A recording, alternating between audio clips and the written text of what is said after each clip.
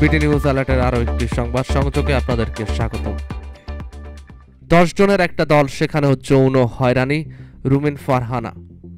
জাতীয় নাগরিক পার্টি এনসিপিকে ইঙ্গিত করে বিএনপির সাবেক সংসদ সদস্য ব্যারিস্টার রুমিন ফারহানা বলেছেন, 10 জন নেতার একটা দল, সেখানেও আমরা দেখি যৌন হয়রানি থেকে নিজেদের দলের নেত্রী নিজের দলের অতি পরিচিত জ্ঞানী নেতার হাত থেকে রেহাই পায় না। সম্প্রতি এক টেলিভিশন টক শোতে অংশ নিয়ে ব্যারিস্টার রুমিন ফারহানা এ মন্তব্য করেছেন। এনসিপি নেতা আরিফুল ইসলাম আবিদের প্রশ্নের জবাবে তিনি এই কথা বলেন। রুমিন ফারহানা বলেন, বিএনপি খুবই খারাপ। আমরা তো শুনতে পাচ্ছি এনসিপির মুখ থেকে বিএনপি এত খারাপ হয়ে গেছে যে নিজেরা নিজেদের মারামারি করে, চাঁদাবাজি করে।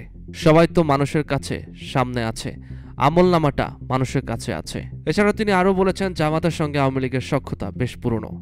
সম্প্রতি এক বেসরকারি টেলিভিশন চ্যানেলের টক শোতে তিনি এসব মন্তব্য করেন। তিনি বলেন, জামাত ও আওয়ামী লীগের মধ্যে সখ্যতা দীর্ঘদিনের।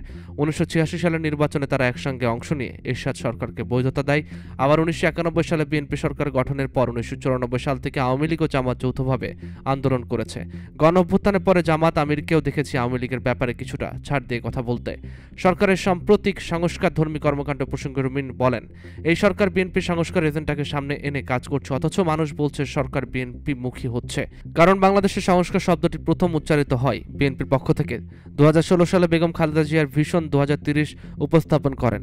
এরপর তারেক রহমান দেন 27 দফা প্রস্তাব এবং পরে সব রাজনৈতিক দল মিলে তৈরি করেন 31 দফা, যা এখনকার সংস্কারের সঙ্গে ওভারল্যাপ করছে। রুমিন ফারহানা আরও বলেন, বিএনপি বাংলাদেশের অন্যতম বৃহত্তম রাজনৈতিক দল হিসেবে অনেক ছাড় দিয়ে মধ্যপন্থা নিয়েছে, কিন্তু যখন দলটির ওপর অতিরিক্ত চাপ প্রয়োগ করে আরও ছাড় দাবি করা হয়, তখন তা একরকম রাজনৈতিক জুলুম হয়ে দাঁড়ায়।